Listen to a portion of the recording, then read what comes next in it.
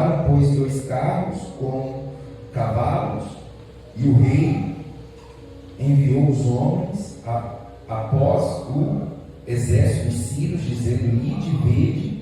Foram após eles até o Jordão, e eis que todo o caminho estava cheio de vestes de armas, que os sírios, na sua pressa, tinham lançado fora. Voltaram os mensageiros e o anunciaram ao rei. Louvado seja o Senhor, né, meus irmãos? Tem mais coisas aqui, mas não vou dizer só até aqui no nome de Jesus. Como sua cabeça um minutinho, Senhor, fala conosco, Senhor, nos ensine, Senhor, nos inspire.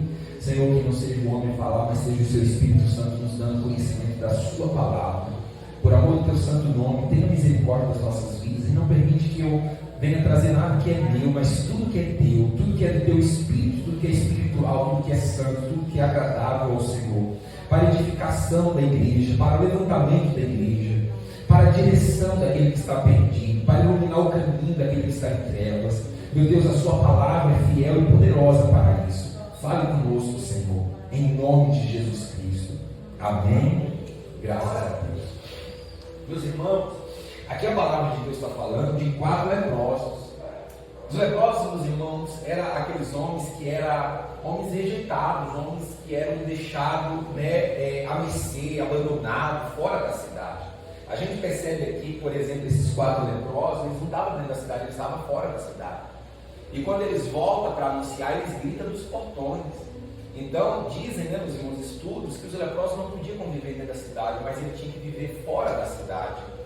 Então, geralmente, vivia-se assim, grupos de 5 leprosos, 4 leprosos, 1 leproso. Eles eram tirados da cidade porque aquela doença, meus irmãos, da lepra, era vista para as pessoas como uma maldição, como algo ruim espiritual. E alguns estudiosos dizem também que algumas pessoas acreditavam que aquilo também pegava, que aquilo era transmissível, o corpo todo ferido, e eles tinham medo daquilo transmitir. Então o leproso também, ele não podia tocar. Por isso a gente também vê, meus irmãos, lá nos evangelhos de Mateus, quando aquele leproso ele vai se aproximar de Jesus, ele fica de longe, ele se prostra de longe, e ele diz: Senhor, se o Senhor quiser, o Senhor pode me purificar. E Jesus, meus irmãos, ali contra a tradição judaica, a Bíblia diz que ele vai tocar naquele leproso, e ele vai dizer: eu quero, fique limpo.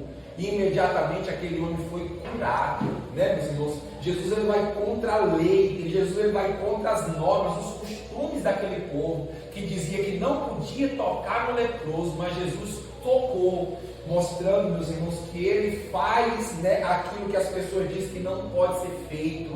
Aquilo que não pode ser feito, Deus ele pode fazer. Quantas pessoas já argumentaram, meus irmãos, com Deus, dizendo: mas isso não pode, mas isso não tem como.